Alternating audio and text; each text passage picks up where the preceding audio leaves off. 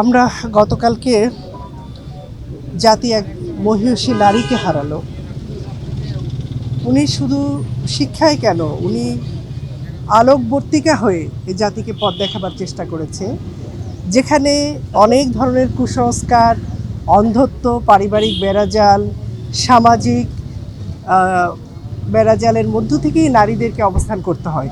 সেখান থেকে আমি শুরুতেই বলেছি, উনি আলোকবর্তিকা হয়ে কিন্তু উনি ওনার জায়গায় কাজ করে গিয়েছেন। এই জাতি তার কাছ থেকে যেটা পেয়েছে, ভবিষ্যতে কোনো নেতৃত্ব এইভাবে বেরিয়ে আসবেন কিনা, জাতির জন্য অবদান রাখতে পারবেন কিনা, সেটা কিন্তু আজকে একটি বড় প্রশ্ন।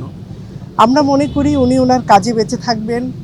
আজকে যে দৃঢ় প্রত্যয় উনি দেখিয়ে দিলেন এবং যে ওয়াদা রক্ষা করলেন মা মাটি মানুষের সাথে, সেটা কিন্তু আমরা যারা কাজ করি রাজনৈতিক অঙ্গনে, সামাজিক এবং রাজনৈতিকভাবে জাতিকে পথ দেখাবার জন্য, জাতির সমস্যাগুলোকে তুলে ধরে আমরা যে পথ চলতে চাই, সেখানে কিন্তু বেগম খালেদা জি আমাদের জন্য বড় ধরনের অনুপ্রেরণা হয়ে থাকে। এবং শুরুতেই বলেছি, আমাদের নারীদেরকে উনি কোথায় এনে দিয়েছেন, আমরা আজকে কাজ করার সাহস পাই তাকে দেখে।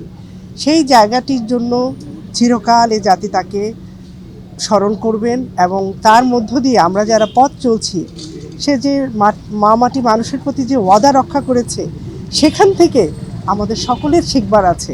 আমি সকল দলমত সকলকে বলছি, আসুন আমরা খালেদা জিয়া চলে গেছেন এই জায়গাটিকে মনে না রেখে, তার যে মানুষের প্রতি এবং জনগণের প্রতি যে দরদ, প্রত্যেকটি বিষয় মনে রেখে আমরা যেন রাজনৈতিক অঙ্গনে পদচারণা করি, তাহলে আমরা অবশ্যই জাতির জন্য কিছু প্রত্যাশা পূরণ করতে পারবো বলে আজকে আমি তার এই শোক বইতে স্বাক্ষরের মধ্য দিয়ে আমরা মনে করি আমরা নতুন করে শপথ নিলাম।